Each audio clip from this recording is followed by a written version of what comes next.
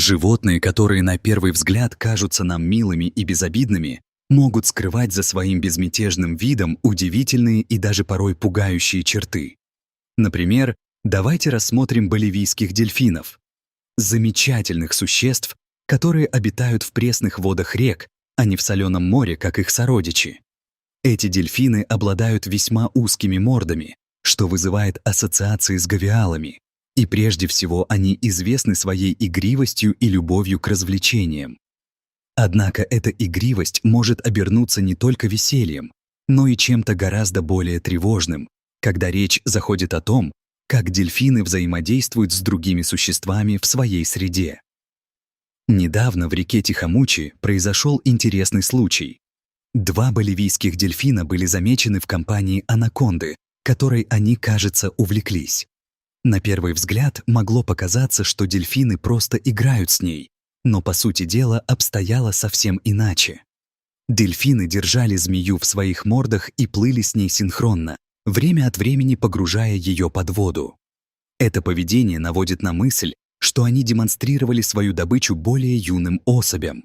Возможно, это было частью некоего образовательного момента для молодняка. Тем не менее, стоит отметить, что анаконда, будучи полуводным созданием, могла задерживать дыхание, однако дельфины держали свою игрушку под водой так долго, что змея в конце концов погибла. Интересно, что это не единственная версия событий.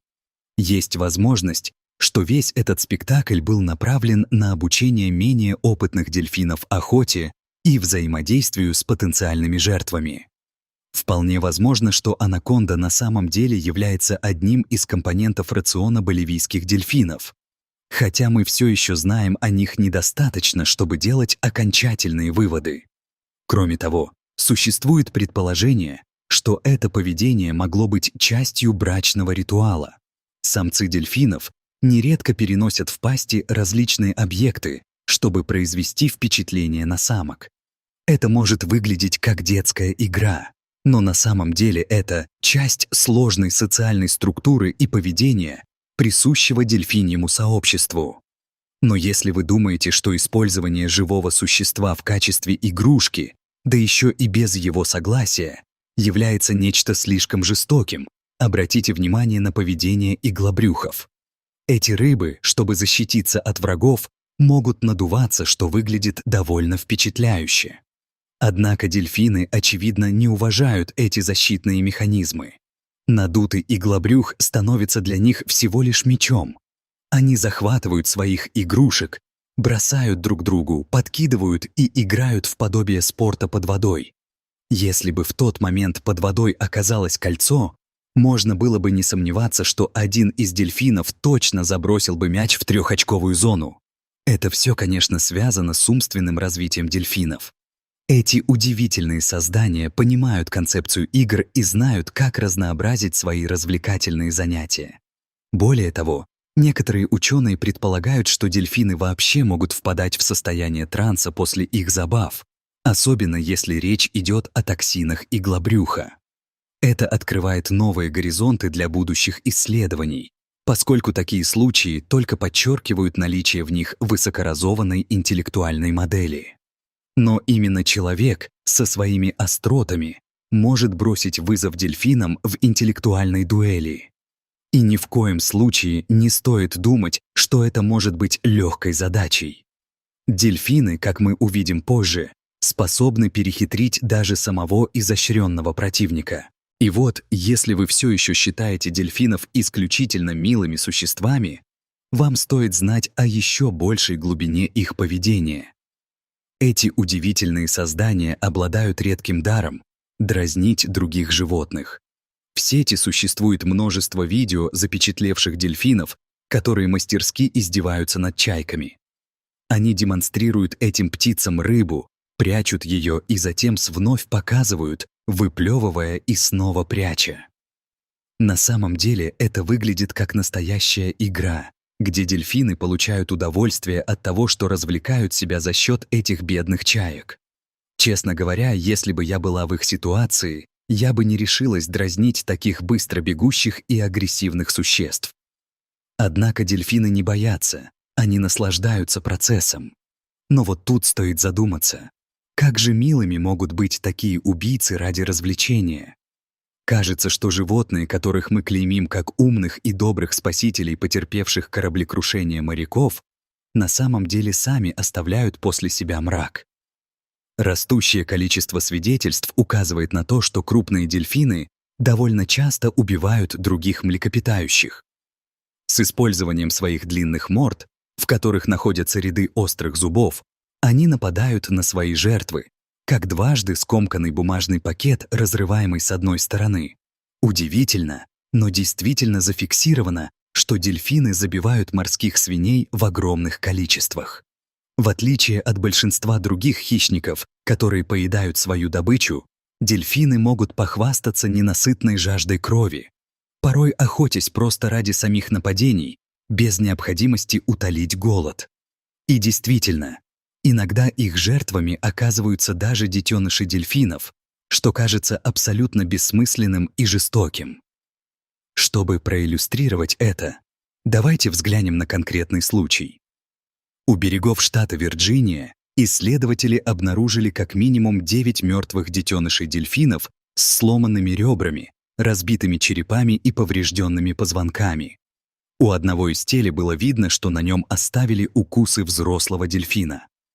Хуже того, многие ученые и даже государственные служащие теперь начинают беспокоиться о том, что дельфины могут даже ранить или лишить жизни человека. Ведь на фоне их репутации дружелюбных и игривых существ так легко забыть, что вы имеете дело с диким животным, с которым нужно соблюдать осторожность. Некоторые серферы даже признаются, что дельфины беспокоят их больше, чем акулы.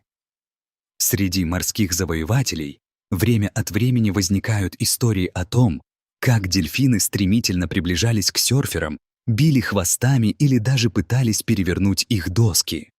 Порой дельфины выпрыгивают через серферов, демонстрируя свое поведение и явно проявляя агрессию, предупреждая, что наступает время, когда человек может оказаться на дне. Хорошо, если серфер вовремя осознает происходящее. А что произойдет, если нет? Сколько людей на самом деле покинули этот мир по вине милых, дружелюбных дельфинов? В 2009 году на побережье Новой Зеландии произошло трогательное происшествие с дельфином по имени Моко. Это дружелюбное существо слишком увлеклось игрой с пловчихой. Сначала они плавали вместе в гармонии, но когда женщина решила выйти из воды, Моко каким-то образом не желал отпускать ее. Действительно трудно представить, каково было на самом деле сопротивляться дельфину в воде, который значительно больше, быстрее и полон энергии, чем человек. Несмотря на свою репутацию дружелюбного создания, дельфины могут быть довольно непредсказуемыми. В результате лишь помощь людей, находившихся в близлежащем кафе, дала женщине возможность выбраться на берег.